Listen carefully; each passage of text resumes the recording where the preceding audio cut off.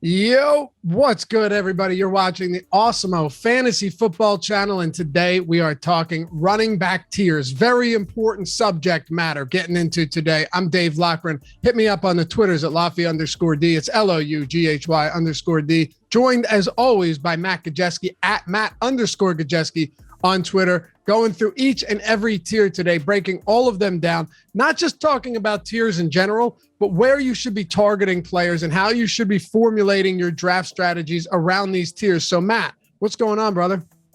Not too much. Football's creeping closer. We have preseason games coming up this week and already had one last week, so football's on the way. I'm super excited. And running backs, we're talking a scarce position, probably the most important position in fantasy football, so this will be a big one. Yeah, and I think when it comes to these tier breaks, there's a lot of strange ones. And you and I, we have consensus rankings over at Awesemo.com. You and I seem to be closer to each other than most, especially in terms of our running back rankings, which will be interesting to discuss today. I think we have some differences, but all in all, we're pretty similar on a lot of these guys, especially when you get into some of these third round rankings, right? Like the guys that are generally being drafted in the third round, we don't really have them there, which makes it for both of us more so a dead zone unless you're willing to move up to guys like Carson and Montgomery. But let's start it off with the first tier of running backs. And really, I just want to know, do you have McCaffrey in a tier of his own?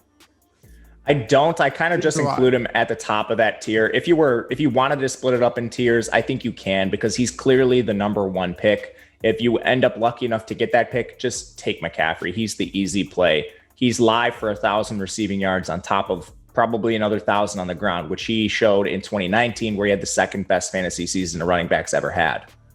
Are you putting, so for me, I have four players in tier one. Like you said, if you wanted to go McCaffrey tier one and then 1A for Cook, Kamara, and Henry, I get it. But right now I have McCaffrey, Cook, Kamara, and Henry in that first tier. And really what I'm saying by that is if I get any of those guys with one of my top four picks, I'm absolutely thrilled. I do have Alvin Kamara ahead of Derrick Henry in PPR and half-point PPR. And maybe, Matt, one day I'll make an argument for why I think you can draft him ahead of Dalvin Cook, especially with Michael Thomas. Who knows what's going on with Michael Thomas right now? But anyway, do you have those four guys in the top tier, or does it split before the four? No, we're in lockstep with the top four. In order, it's McCaffrey, Cook, Kamara, and Henry for me, assuming it's not a standard league. In a standard league, I flip-flop Henry and Kamara, but like you said, comfortable with all of them. The one I've had a tough time with is Ezekiel Elliott, and I feel like he's almost in tier two of his own right now. That Barkley is, a lot of question marks and uncertainty surrounding Saquon Barkley, Jonathan Taylor with Quentin Nelson out, and then Carson Wentz out. We don't know how long it's going to be until he's back. If you and I had this conversation and made this video even 3 or 2 weeks ago, we would have probably had a different way of looking at the second tier. How are you breaking it down now that more than one running back has fallen out of that middle round ADP and probably our rankings as well? Right. I have three backs in this second tier. They're really the backs that have the upside to enter the first tier. They just haven't showed it yet, or there's some concern one way or another. And in that tier, it's Ezekiel Elliott, Saquon Barkley, and Joe Mixon for me. So Elliott, obviously, huh? Yeah. Well, he just has a clear path to a workload on a high-powered offense that's going to run a ton of plays and pass the ball a ton. So with Mixon, they don't have Giovanni Bernard anymore. Do we really think like day three rookie Chris Evans or journeyman Samaje Perine are going to come in and steal work? Probably a little bit, but if they're running as many plays as we've seen in the past, Mixon should have a huge workload. And he was already over 1,000 yards in the last two seasons he was healthy with Giovanni Bernard in the picture. Okay. I do like Samaje Perine as a late round flyer if Joe Mixon were to miss time again, because he took over as the clear backup in a couple of games last year, but now you're without Giovanni Bernard. I think that's an interesting little spot that no one talks about. Everyone's, it's Darrell Henderson, it's Alexander Madison, it's AJ Dillon, it's Tony Pollard. But once you get to a Samaje Perine type player, I'm not saying that he's as talented as those guys, but you're paying half the cost for him. Whereas with those other backup running backs, you're paying like 10th, 11th, 12th round value on them. I 100% agree. And behind Mixon, I think Mixon's far and away the most talented back on this roster. But as far as the other running backs go, Chris Evans profiles as just a third down back. I don't think he can handle a full workload. And then you get to players like Trevion Williams, who haven't shown anything at the NFL level. So I do agree with you that it's Samaje Perine, the clear-cut handcuff. And because of how many plays they run, they might have some standalone value. Think about maybe a San Francisco 49ers situation. They're basically returning value because how many run plays they have. But I think Cincinnati might have so many plays overall that Pirine gets on the field more than we expect. I made a video like a month ago now on the same channel. It was must draft running backs after the first round. And it did really well. Easily my best performing video that I put out. And at the time it said, I'm still looking to draft Joe Mixon ahead of Aaron Jones. And can I tell you the amount of people that were like, I stopped watching this video right after he said Joe Mixon over Aaron Jones. It was like 1 minute into the video, right? This is when Aaron Rodgers looked like he wasn't even going to play, okay?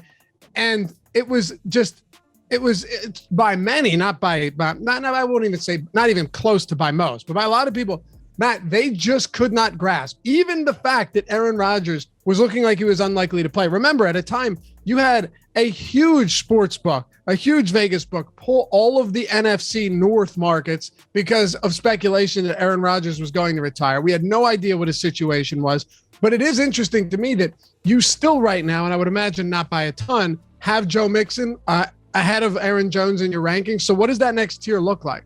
Aaron Jones is the very next running back after Joe Mixon. Yep, he's the next one. And it comes down to, I think there's still some workload concerns. That offense is going to be super efficient with Rodgers. They have a declining offensive line. They continue to lose players. And Bakhtiari should be healthy, but he's coming off a late season ACL tear. With Aaron Jones, they drafted A.J. Dillon in the second round, and all indications are he's going to take some work. How much remains to be seen. That's enough of a concern for me to put Joe Mixon ahead of him, just because I think the volume is more secure. How much do you worry that goal line work for Aaron Jones isn't what it was? Now, he's been efficient inside the 5-yard line. I take nothing away from him, but no team threw more at the goal line than Rodgers and the Packers last year, right? No player was targeted more inside the 5-yard line than Devontae Adams.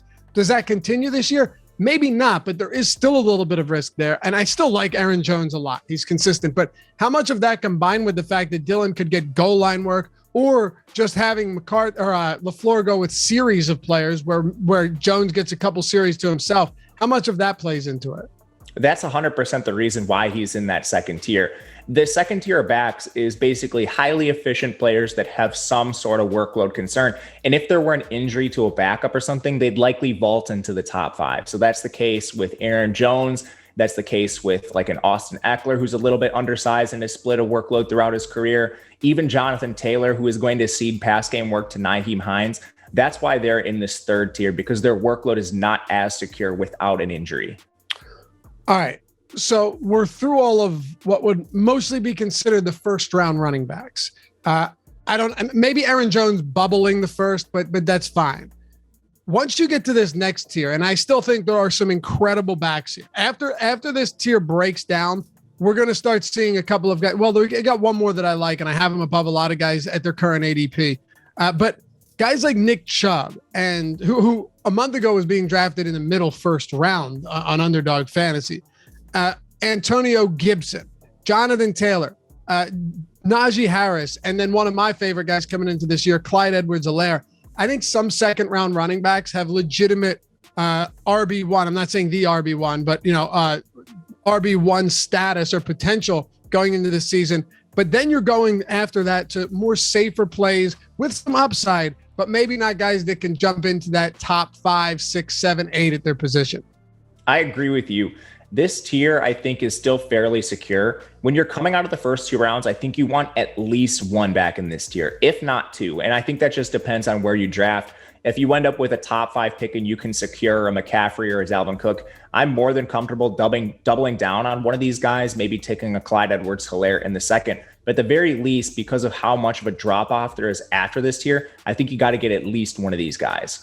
It's funny to me too, because you talk about potential workload concerns, and you don't see that for a lot of these players. I mean, Clyde Edwards-Helaire, the first 6 weeks last year before Le'Veon Bell came in, monster production, averaged 20 plus looks per game.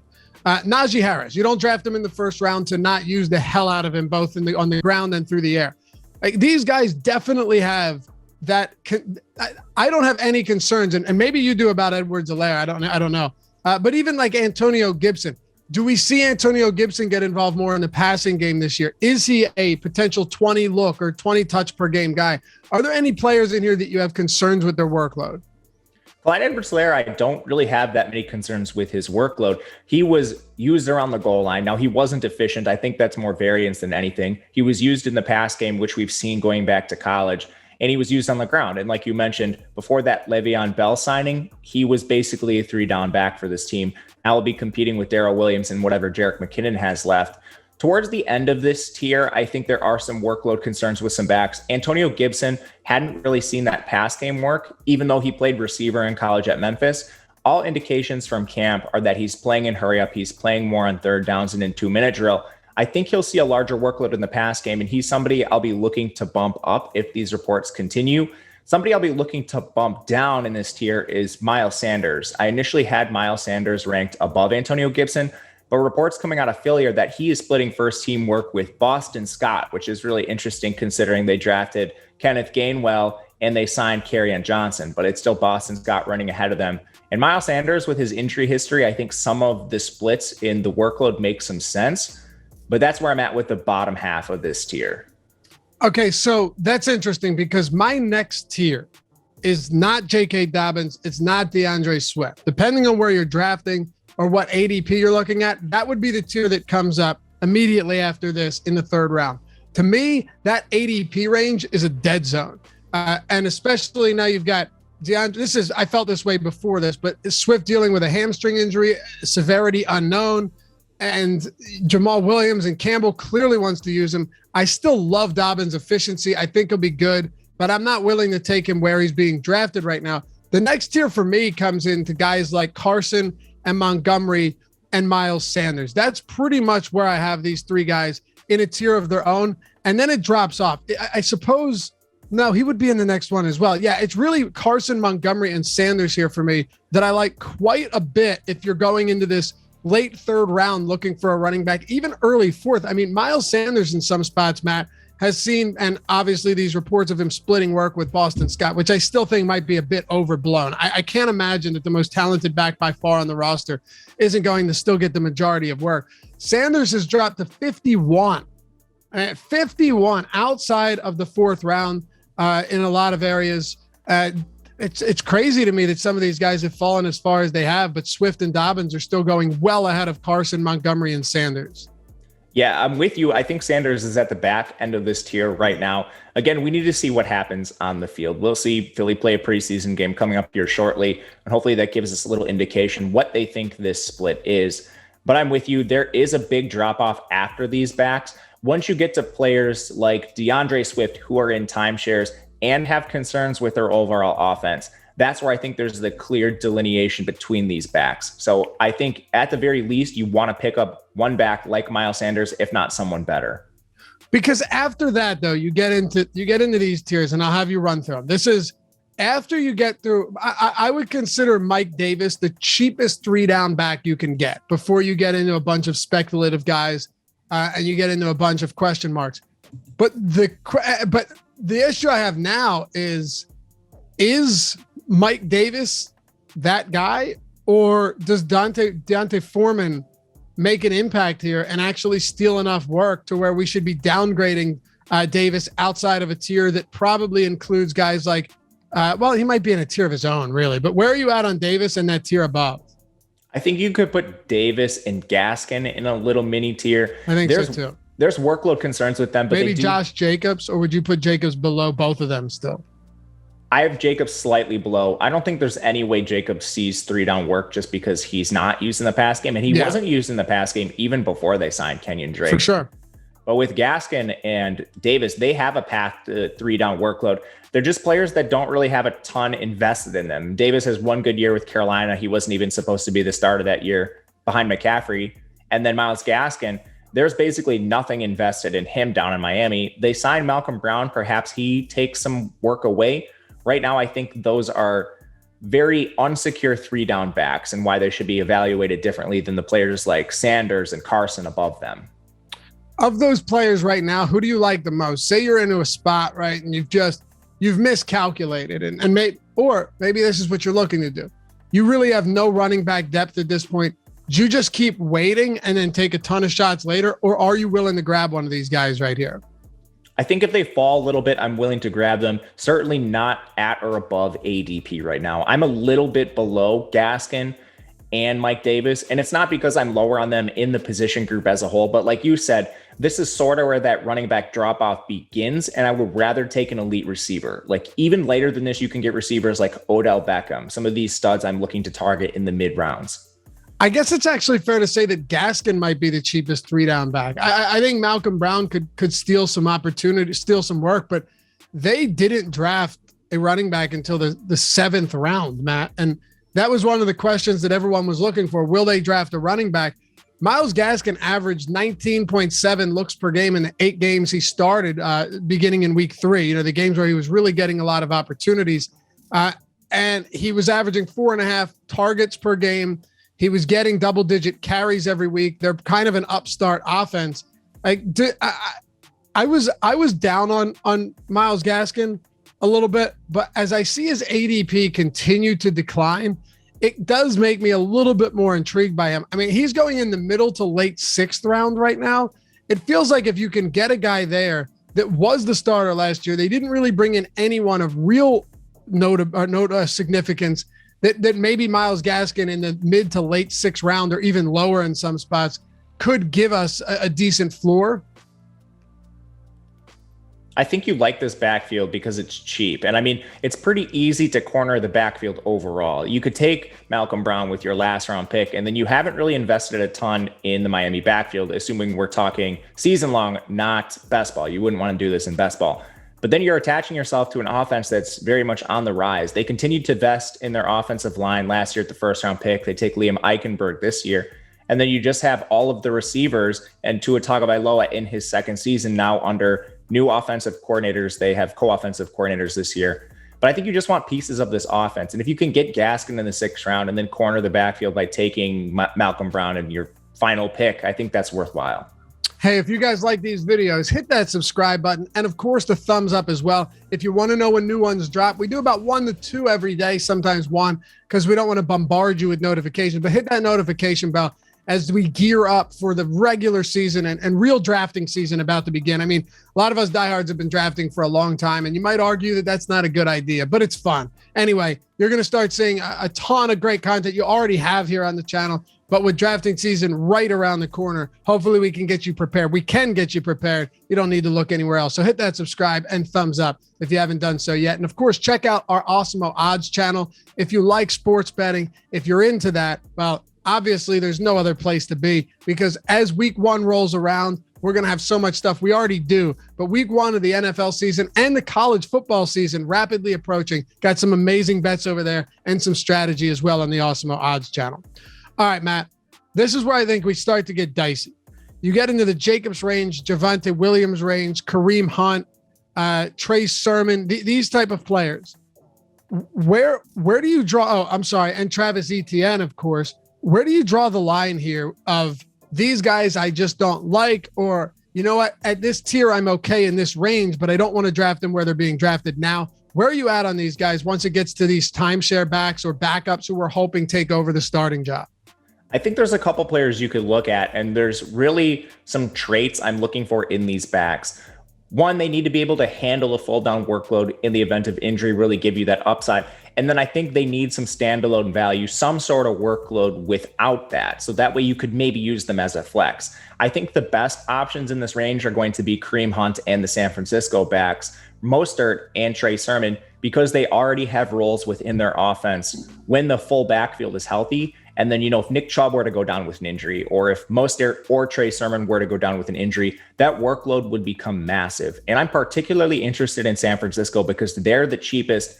And remembering back to 2019, this running backfield, they were averaging over 30 rush attempts per game. If you just split that in half, that's about 15 touches per game for Mostert or Sermon, either one. And I think that could be profitable just on its own. One of them goes down, you're looking at a massive workload. It is very interesting. Yeah, they were second in run play percentage in 2019. They were second in rushing attempts per game. That was the year they went to the Super Bowl. That was the year they were healthy. They have a 10.5 game win total this year. It's hard for me to believe. And by the way, they were second in those behind only Baltimore, and Jimmy Garoppolo is not someone that Lamar Jackson took up a ton of those rushing attempts. That was not the case with Garoppolo. Now, if Trey Sermon or Trey Lance is starting, that's different. But I still expect a lot of work for both. You and I have been pretty high on this backfield for a while now. I'm curious about guys like Damian Harris and James Conner and Ronald Jones. I know all of these guys and Michael Carter could really benefit from injuries, but I do think Ronald Jones, if you actually look at his efficiency metrics, was really good last year. James Conner wasn't, but he dealt with injuries and awful offensive line. He's still a very good goal line back, and I think that's why Cliff Kingsbury brought him in, because they don't trust Edmonds there. There are some interesting spots, I think, that can be discussed. All of them speculative. All of them have question marks. Even a guy like Kenyon Drake. Does he get 12 touches per game as they try and take some work off of Josh Jacobs, who was wildly inefficient, even though so was Drake last year as well? All of these guys, and then Carter, who was probably sharing opportunities with what's his name? Tevin Javonte. Coleman. Coleman this year. I thought you meant last year in North Carolina. No. Yeah, sorry. With Tevin Coleman in the New York Jets backfield, there's question marks surrounding all of them, but I do think there's some upside for a couple of them if all of the stars align. For sure. In this range, once you get past players with a clear role, I think you're still looking for backs that can handle a 3-down workload, particularly that pass game role. But you don't want these middling backs that are going to be in timeshares regardless. If an injury occurs, you want to capitalize on this, win weeks, potentially win your league. So I think some backs in this range are Zach Moss, who maybe has a role on his own because Devin Singletary seems to have fallen out of favor. Moss has been running with the ones. I think running backs, like even a really cheap one, Tevin Coleman, you mentioned, if Michael Carter goes down or Michael Carter is just not the rookie we think he is a very clear path to opportunity in this Jets offense, one we expect to be better. From there, you have the clear-cut handcuffs with roles on their own like Latavius Murray, and you have Alexander Madison. I think those are all solid picks where they're going. What type of approach do you take with these backups where you get into Tony Pollard and A.J. Dillon and Alexander Madison, all of the backups who have league-winning upside in the event that something were to happen to their respective starters, but all guys who are being drafted at a spot right now that you're getting zero value out of them unless they hit, which is still valuable, especially in best ball leagues, but you're not getting any, you're not starting any of these guys, probably even, A.J. Dillon, if Jones and Cook and Zeke stay healthy. Right. I think with this, you need backs that are going to handle 3-down workload. So selecting somebody like Tony Pollard is a lot more valuable than taking a back like James White or JD McKissick or whoever your 3rd down back is, or 2-down grinder. 6 to 8, 6 to 10 fantasy point per guy each week. They're never going to give you big numbers. Right. And I think you could put backs like David Johnson in this tier because unlike last year, David Johnson, he didn't compete with anybody for touches. This year they have Mark Ingram, Philip Lindsay, and Rex Burkhead.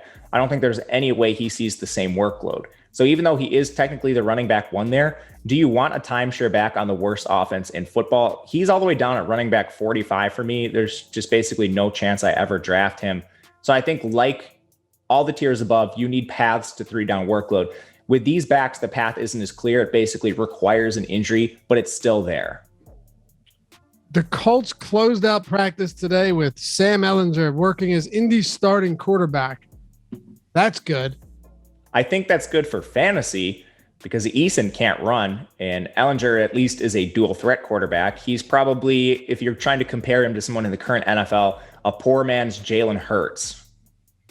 Yeah. Do you think there's any way he wrestles the starting job away from Eason, who hasn't been named the starter yet?